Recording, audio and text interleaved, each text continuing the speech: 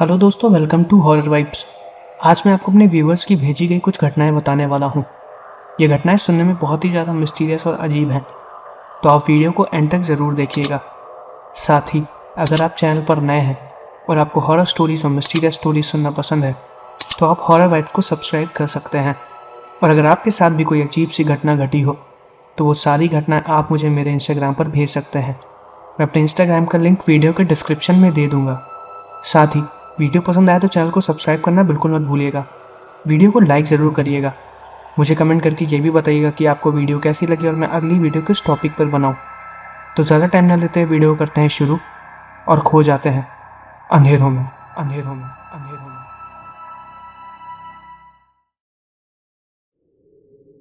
ये पहली घटना मुझको गुड़िया कुमारी जी ने रोहतक से भेजी है और अब आगे की घटना मैं आपको गुड़िया जी के पॉइंट ऑफ व्यू से बताऊंगा। मेरा नाम गुड़िया है। ये घटना मेरे साथ सन 2013 में घटी थी। मैं इलाहाबाद अपनी पढ़ाई के लिए गई हुई थी। वहाँ पर मैं एक घर में रेंट पे रहती थी। मैं जहाँ पर रेंट पे रहती थी वो बस एक ही कमरा था। उसी में मैंने साइड में छोटा सा किचन बनाया हुआ था और वहीं पर रह के मैं पढ़ाई भी करती थी और अपना बाकी काम भी निपटाती थी। मेरे कमरे के दूसरी तरफ एक लड़की और रहती थी। वो भी अपनी पढ़ाई के लिए ही इलाहाबाद आई हुई थी। और मेरी दूसरी तरफ एक बुजुर्ग बूढ़ा आदमी रहता था। उसकी उम्र 66 वर्ष से भी ज़्यादा होगी। वो भी किराए पर ही रहता था। वो शायद सरकारी पोस्ट मास्टर थे जो कि रिटायर हो चुके थे। उनके परिवार में उनके अलावा और कोई भी नहीं था। एक भतीजा था जो कि बाहर रहता था। मुझे उनके बारे में बस इतना ही पता था। वो मुझसे काफ़ी अच्छे से बात करते थे। मैं अक्सर जब भी अपने लिए दिन में चाय बनाती थी या दोपहर की चाय बनाती थी तो मैं अक्सर दादाजी के लिए बना दिया करती थी और कभी कभार तो मैं उनके लिए खाना भी बना दिया करती थी क्योंकि उनका स्वभाव बहुत ही ज़्यादा अच्छा था। मुझे उस कमरे में रहते हुए करीबन 1 साल से ज़्यादा हो चुका था और दादाजी मुझसे पहले वहाँ पर रहते थे। वो मुझे हर चीज़ के बारे में बताते थे, कैसे उनके परिवार के एक एक लोग बीमारी से ख़त्म हो गए और उनका भतीजा ही उनकी थोड़ी बहुत देखभाल करता है, लेकिन उसकी भी शादी हो गई है तो वो अपने परिवार में थोड़ा सा व्यस्त रहता है। हालांकि उसका भतीजा कभी कभी उनको देखने आया करता था। ऐसे ही 6 महीने और बीत गए थे। दादाजी को अक्सर रात में बहुत ज़्यादा प्यास लगती थी या कभी कभी उनको दवाई की ज़रूरत पड़ती थी क्योंकि उनके सर में बहुत ज़ोर से दर्द होता था। तो वो रात में करीबन 1 या 2 बजे मेरे दरवाजे को खटखटाते थे और मुझसे पानी या दवाई मांगा करते थे। हालांकि ऐसा रोज़ नहीं होता था क्योंकि मैं रात भर जगती थी और पढ़ाई करती थी। तो जब उनको ये दिखता था कि मेरे कमरे की लाइट जल रही है वो तभी मेरे पास मदद के लिए आते थे। वो अक्सर मुझसे ये भी पूछा करते थे कि मुझे कभी पैसों की ज़रूरत हो तो वो मेरी मदद भी कर दे। हालांकि मैंने कभी भी उनसे पैसे नहीं लिए। उनका ये बोलना ही मेरे लिए बहुत था। जैसा कि मैंने बताया कि वो अक्सर रात में मुझसे दवाई मांगने आ जाया करते थे। उस दिन भी ऐसा ही हुआ था, लेकिन उस दिन उनकी तबीयत बहुत ज़्यादा ख़राब लग रही थी। मैंने उन्हें दवाई दे दी और उनके लिए एक चाय भी बना दी और उनको दवाई देके लेट जाने के लिए बोला। अगले दिन सुबह करीबन 8 बजे तक उनके कमरे का दरवाज़ा नहीं खुला। आमतौर पर दादाजी 6 बजे तक उठ जाया करते थे, लेकिन उस दिन वो नहीं उठे। जब मैंने देखा कि 12 भी बज गए और उन्होंने अपने कमरे का दरवाज़ा नहीं खोला है तब मैंने उनके दरवाजे को खटखटाया। काफ़ी देर तक खटखटाने के बाद उनका दरवाज़ा भी नहीं खुला तो मैंने नीचे मकान मालिक से इसके बारे में बोला। फिर मकान मालिक ने भी आके उनके दरवाजे को खोलने की कोशिश की, लेकिन जब उन्होंने दरवाज़ा नहीं खोला तो उनके कमरे के दरवाजे को तोड़ा गया। जब हम लोग अंदर गए तो हमने देखा कि वो अपने बिस्तर पर ही लेटे हुए हैं और उनकी मौत हो चुकी थी। तबीयत बहुत ज़्यादा ख़राब हो गई थी। उनको फिर हॉस्पिटल भी ले जाया गया ताकि पता चल सके कि वो जिंदा है या नहीं, लेकिन ये पता चला कि अब वो नहीं रहे हैं और वजह यही थी कि रात में उनकी तबीयत बहुत ज़्यादा ख़राब हो गई थी। मैंने डॉक्टर को ये भी बताया कि मैंने उन्हें दवाई दी थी, लेकिन उसके बाद उन्होंने मुझसे कोई भी बात नहीं की और वो जाकर सो गए थे। उसके बाद फिर उनका भतीजा आके उनकी डेड बॉडी को हॉस्पिटल से ही लेके चला गया और मैं मकान मालिक के साथ वापस आ गई। ऐसे ही 3 से 4 दिन हो चुके थे। मुझे बहुत बुरा लग रहा था। दादाजी का स्वभाव बहुत ही ज़्यादा अच्छा था और मुझे काफ़ी ज़्यादा अजीब भी लग रहा था कि अब मुझसे कोई बात करने वाला है नहीं। मेरे कमरे के दूसरी तरफ बगल में जो लड़की रहती थी वो ज़्यादा किसी से बात भी नहीं करती थी। वो अपने में ही रहती थी। इस बात को करीबन 15 से 20 दिन हो चुके थे। एक रात मेरी मकान मालिक ने मुझे बोला कि उसको शादी में जाना है, इसलिए उसको आने में 1 से 2 बज जाएगा। वो पूरी फैमिली शादी में जाने वाली थी। मेरे कमरे के बगल में जो लड़की रहती थी वो भी उस दिन नहीं थी। वो भी अपने घर चली गई थी और पूरे घर में मैं अकेली थी। मकान मालिक ने मुझसे बोला था कि मैं गेट को अंदर से बंद कर लूँ, और मैंने तो उन्हें यह भी बोला था कि मैं सोऊंगी नहीं, रात में पढ़ूंगी। मकान मालिक ने बोला था कि वो 1 से 2 बजे के बीच में वापस आ जाएंगे और फिर मैं उठ के दरवाज़ा भी खोल दूंगी। मैंने उन्हें कहा ठीक है। उनका घर 2 मंजिल का बना हुआ था। पहले मंजिल पर मकान मालिक रहते थे और दूसरे मंजिल पर मैं रहती थी। ग्राउंड फ्लोर पे उन लोग की गाड़ियाँ खड़ी होती थीं। उस पूरे घर में उस वक्त मैं अकेली थी। हालांकि मैंने सारे दरवाज़ों को अंदर से ढंग से बंद कर लिया था और हर आधे घंटे के दरमियान मकान मालिक को कॉल भी कर रही थी और ये भी बता रही थी कि सब कुछ ठीक है।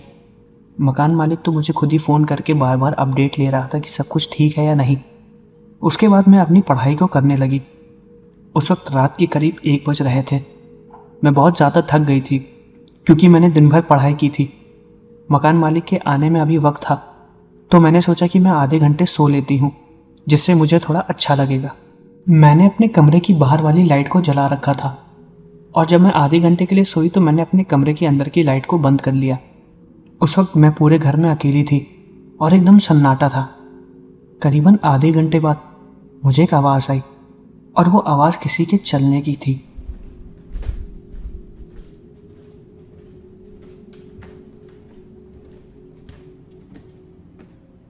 ऐसा लग रहा था कि कोई पैरों को पटक पटक के एक तरफ से दूसरी तरफ जा रहा हो। मैं नींद में थी। हल्की सी जब मेरी आंख खुली तो मेरे कमरे की खिड़की से बाहर की रोशनी अंदर आ रही थी। हालांकि खिड़की कांच की थी तो वो बंद था।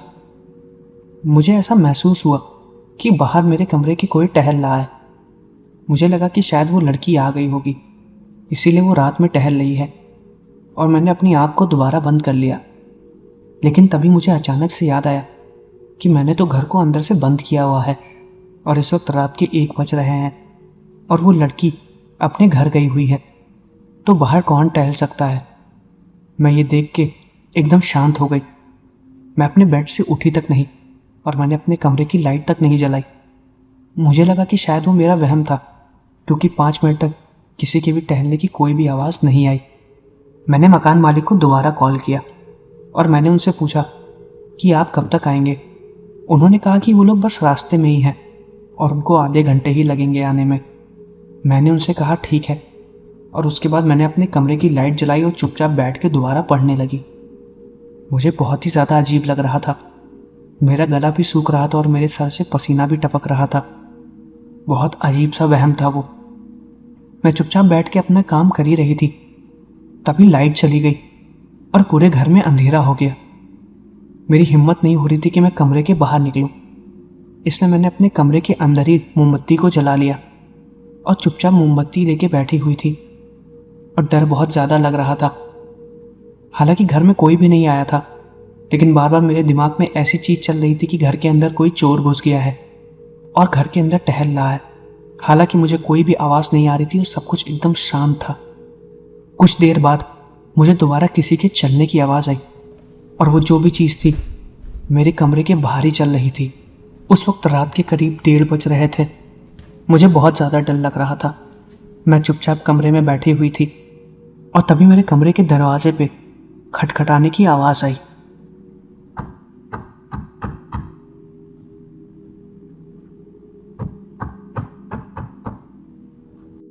इस आवाज़ को सुनते ही मैं डर गई। बस 2 ही बार किसी ने खटखटाया था। मेरा गला पूरा सूख चुका था, लेकिन तब भी मैंने डरते हुए पूछा, कौन है? और उसके बाद जो मैंने सुना वो सुनते ही मैं जोर जोर से चिल्लाने लगी। वो आवाज़ दादाजी की थी। उन्होंने मुझसे बोला, बेटा, तबीयत बहुत खराब लग रही है, थोड़ा सा पानी दे दो और दवाई भी, मैं खा के सो जाऊंगा। जैसे ये आवाज़ मैंने सुनी, मैं जोर जोर से चिल्लाने लगी। मेरे चिल्लाने की आवाज़ पूरे घर में गूंज रही थी और उसी के साथ वो दरवाज़ा भी लगातार खटखटाए जा रहे थे। मेरे चिल्लाने की आवाज़ ख़त्म नहीं हो रही थी लेकिन वो दरवाज़ा, उसकी आवाज़ मेरे दिमाग में गोल गोल घूम रही थी। और ये पूरा वाकया 2 मिनट का था और मेरे चिल्लाने के बाद सब कुछ शांत हो गया। लाइट भी आ गई थी और मैं बहुत ज़्यादा डरी हुई थी। मेरे दिल की धड़कन बहुत बढ़ गई थी, गला सूख चुका था और ऐसा लग रहा था कि अब कोई मुझे मार डालेगा। वो एहसास मैं आज तक याद कर सकती हूँ। तभी अचानक से मेरे फ़ोन की घंटी बजी, जिससे मैं चौंक गई। और वो फ़ोन किसी और का नहीं, मेरे मकान मालिक का था, जो कि नीचे आ चुका था। मेरी हिम्मत नहीं हो रही थी कि मैं दरवाज़ा खोलूं। मैंने मकान मालिक का फ़ोन उठाया और उसने मुझसे बोला कि मैं आके दरवाज़ा खोल दूं। मैंने मकान मालिक को बताया कि ऊपर घर में कोई है और वो मेरे घर के बाहर ही टहल रहा है। मुझे बहुत ज़्यादा डर लग रहा है। जब मकान मालिक ने मेरी ये बात सुनी तो वो भी डर गया कि आखिर कौन चोर अंदर घुस गया है। मकान मालिक ने फिर किसी तरह अपने घर के मेन दरवाजे को तोड़ा। हालांकि उसको तोड़ने में काफ़ी ज़्यादा वक्त लग गया था। 2-3 आदमी भी बुलाने पड़े थे। मैं बहुत ज़्यादा डर गई थी। काफ़ी लोग इकट्ठा भी हो गए थे। जब मकान मालिक दरवाजे को खोल के अंदर आया तो उसने देखा कि पूरे घर में लाइट्स बंद हैं। उसने सारी लाइट्स को ऑन किया क्योंकि मेन स्विच अपने आप नीचे गिर गया था। और तभी उसने देखा कि पूरा घर खाली है और मैं अपने कमरे के अंदर ही हूँ। मकान मालिक मेरे कमरे के सामने आके दरवाजे को खटखटाने लगा और मैं तब भी बहुत ज़्यादा डर गई थी। मैं चिल्लाने लगी थी। मकान मालिक ने मुझे बताया कि मैं हूँ, दरवाज़ा खोलो, लेकिन डर की वजह से मैं दरवाजे को भी नहीं खोल रही थी। उसकी पूरी फैमिली ऊपर आ गई थी और फिर जब मैंने उन्हें खिड़की के बाहर से देखा तब मुझे एहसास हुआ कि वो लोग आ चुके हैं। मैंने दरवाज़ा खोला और ज़ोर ज़ोर से रोने लगी। मकान मालिक और उसकी फैमिली ने मुझे पानी पिलाया और मुझसे पूछा कि आखिर मुझे क्या हुआ है। मैंने उन्हें सारी चीज़ें बताई। मैंने उन्हें यह भी बताया कि वो बूढ़े दादा घर पर आए थे और मैंने महसूस भी किया कि वो यहाँ पर हैं। उनको लगा कि शायद मुझे कोई वहम हुआ और मैं बहुत ज़्यादा डर गई हूँ, लेकिन वो मेरा कोई वहम नहीं था। मैंने उन्हें समझाने की कोशिश की, लेकिन उन्होंने मेरी बात को थोड़ा बहुत माना। उसके बाद मैं उस दिन ऊपर नहीं सोई, मैं नीचे चली गई थी और मैं काफ़ी दिनों तक अपने कमरे में नहीं गई। मैंने अपनी मम्मी को भी घर से बुला लिया था और उनको सारी बातें बताई। मुझे अक्सर ऐसा महसूस होता था रात में कि दादाजी टहल रहे हैं, लेकिन मेरे अलावा किसी को ऐसा कुछ भी महसूस नहीं होता था। करीबन 1.5 साल बाद मैंने वहाँ के घर को छोड़ दिया। करीबन 1.5 साल बाद मैंने वहाँ के रूम को छोड़ दिया क्योंकि वो चीज़ मेरे दिमाग में लगातार घूम रही थी और अब मेरे अंदर उस चीज़ का डर भी बस चुका था। वो मेरा वहम नहीं था, वो एकदम सच था। और शायद उस दिन अगर मैं दरवाज़ा खोल देती तो वो रात मेरी ज़िंदगी की आखिरी रात होती। इस घटना को बताते वक्त अभी भी मुझे बहुत ज़्यादा डर लग रहा है। कभी कभी जब मैं रात में अकेले होती हूँ तो मुझे ऐसा महसूस होता है कि कोई मुझे देख रहा है या वो दादाजी अभी भी मेरे पीछे हैं।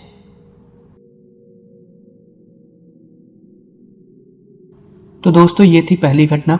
अब मैं आपको अपने व्यूअर की भेजी गई एक दूसरी घटना बताने वाला हूँ। ये दूसरी घटना मुझको काजल जी ने भेजी है। काजल जी ने ये घटना मुझे बिहार से भेजी है। अब आगे की घटना मैं आपको काजल जी के पॉइंट ऑफ व्यू से बताऊंगा, लेकिन उससे पहले मैं आप लोगों से एक बात बताना चाहता हूँ। अगर आप लोगों को मेरी बताई गई घटनाएं अच्छी लगती हैं तो प्लीज़ मेरे चैनल को सब्सक्राइब ज़रूर करिएगा और बेल आइकन दबा दीजिएगा, ताकि मैं जब भी कोई नई वीडियो अपलोड करूँ तो आप लोगों को सबसे पहले पता चल जाए। अब आते हैं हम आज की दूसरी घटना पर। मेरा नाम काजल है। मैं बिहार में पटना की रहने वाली हूँ। ये घटना 2011 में मेरे ही घर में घटी थी। बहुत ही अजीब घटना थी और कुछ ही दिनों तक ही घटी थी। इस घटना के सत्य होने का मेरे पास कोई भी प्रमाण नहीं है। दरअसल हमारा घर अभी भी वैसा ही है जैसा कुछ साल पहले था, कच्चे ईंटों का बना हुआ। ठीक से प्लास्टर वगैरह भी नहीं हुआ था और ना ही घर में पेंट हुआ था।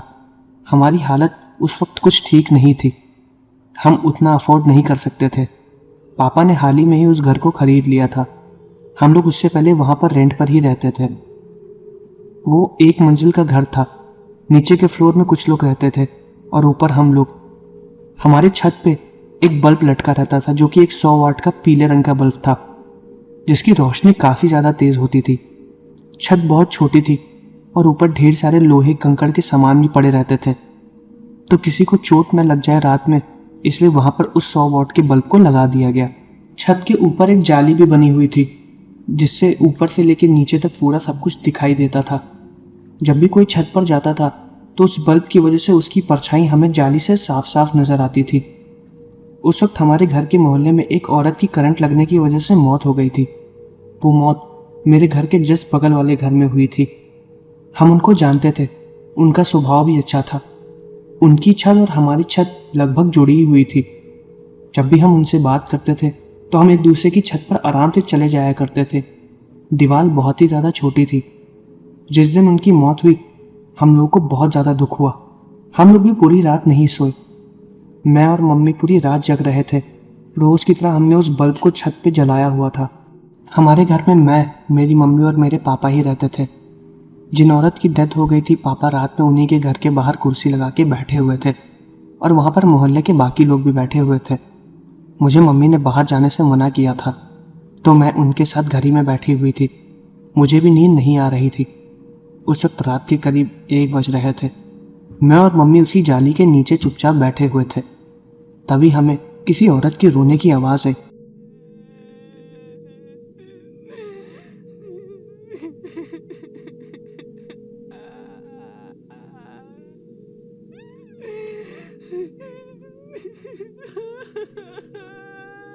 मुझे और मम्मी को उस औरत के रोने की आवाज़ एक साथ आई थी। हम लोगों ने उसे सुना भी और हम लोग जिस जाली के नीचे बैठे हुए थे हमने वहां से देखा कि हमें छत पे एक परछाई दिख रही है जो कि खड़ी हुई है और खड़े होकर रो रही है। उस परछाई की आवाज़ हमें साफ साफ सुनाई दे रही थी और हमें वो नीचे से दिखाई भी दे रही थी। मुझे और मम्मी को लगा कि शायद बगल वाले घर में कोई रो रहा हो, उनकी जान पहचान का, क्योंकि वहां पर मौत हो गई थी। लेकिन हमें एक बात समझ में नहीं आई कि आखिर वो हमारी घर की छत पे आकर क्यों रो रही है। मम्मी ने उस वक्त कुछ भी नहीं बोला क्योंकि उस समय माहौल ठीक नहीं था। मैं भी चुपचाप बैठी हुई थी। वो औरत करीब रात के 2 से ढाई बजे तक रोती रही। काफी देर तक रोने के बाद जब वो चुप नहीं हुई तो मम्मी ने नीचे जाली से चिल्ला के बोला कि अरे बेटा, कोई बात नहीं, होनी को अब कौन टाल सकता है, ज्यादा परेशान ना हो और जाओ आराम करो। जैसे ही मम्मी ने ये बात बोली वो औरत चुपचाप वहां से चली गई और रोने की आवाज भी बंद हो गई। अगले दिन उस शरीर का क्रियाक्रम हो गया और सारा काम निपट गया। पापा भी उसका दाह संस्कार करवा के घर चले आए और हम लोग फिर रात में साथ में बैठे हुए थे। उस वक्त करीब रात के 1 बज रहे थे। हम लोग आमतौर पे बहुत लेट सोते थे और हमें फिर रात में वही रोने की आवाज़ आई और वो आवाज़ मेरे घर की छत पर से आ रही थी। हम लोग भागते हुए फिर जाली के पास गए और देखने लगे कि आखिर अब कौन रो रहा है। हमें फिर से वो परछाई नजर आने लगी जो कि वहीं पर दोबारा खड़ी होकर रो रही थी। मम्मी को समझ में नहीं आया कि आखिर ये कौन रोज रोज आके रोता है। मम्मी ने दोबारा फिर वही बात बोली कि कौन रो रहा है, अपने घर पर जाके रो, यहाँ पर रोने की कोई ज़रूरत नहीं है। ऐसा बोलने के बाद वो काली परछाई फिर वहाँ से चली गई और सब कुछ एकदम शांत हो गया। और उस दिन भी हमने ज़्यादा ध्यान नहीं दिया। फ़र्क तो हमें तब पड़ा जब तीसरे दिन रात में वही चीज़ दोबारा हुई और वो रोने की आवाज़ हमें दोबारा सुनाई दी। इस बार मम्मी पापा दोनों को बहुत गुस्सा आ गया। वो दोनों भागते हुए फिर छत पर गए और देख के हैरान हो गए, वहाँ पर कोई था ही नहीं। उनके छत पे जाते ही वो रोने की आवाज़ भी गायब हो गई और वो काली परछाई भी दिखना बंद हो गई। उस वक्त मैं नीचे जाली के पास ही बैठी हुई थी। मेरी आंखों के सामने वो काली परछाई ऐसे गायब हुई जैसे कि कोई हवा में गायब हो जाता है। उसके गायब होने के तुरंत 2 से 3 सेकंड बाद मुझे मम्मी और पापा की दोनों परछाइयाँ दिखाई दी। इससे मुझे ये पता चल गया था कि वो लोग छत पर पहुंच गए हैं। लेकिन वो काली परछाई वहां से तुरंत गायब हो गई। मम्मी पापा को समझ में नहीं आया कि आखिर कौन ऐसे करता है। फिर वो लोग दोबारा नीचे आ गए और मैंने मम्मी को ये बात बताई कि आप लोग के ऊपर जाने से पहले वो परछाई गायब हो गई। मम्मी को कुछ समझ में नहीं आया लेकिन पापा सब समझ गए थे। पापा ने बोला ये कोई और नहीं, उसी औरत की आत्मा होगी जिसकी अभी मृत्यु हुई है। हो सकता है कि वो इस घर में भटक रही हो, लेकिन वो हमारे घर की छत पर क्यों भटकती थी इसकी वजह हमें आज तक समझ में नहीं आई। पापा ने हमसे बोला कि किसी की मृत्यु के बाद 13 दिन उसकी आत्मा घर में ही भटकती है। 13 दिन तक कोई भी छत पे ना जाए और सब कुछ एकदम नज़रअंदाज करे। हमने पापा की बात मान के वैसा ही किया। वो रोज़ रात में रोने आती थी और मम्मी बार बार यही चीज़ बोलती थी और वो तुरंत चली जाती थी। उसने हमें किसी भी तरीके का कोई भी नुकसान नहीं पहुंचाया, लेकिन 13 दिन तक उस मरी हुई औरत की आत्मा लगातार अपने घर की छत पर रोती थी। बाद में मुझे ये भी पता चला कि वो हमारे घर पर रोने के बाद अपने घर की छत पर भी जाके रोती थी और उसके पूरे घर वाले उसकी आत्मा के रोने की आवाज़ सुनते थे।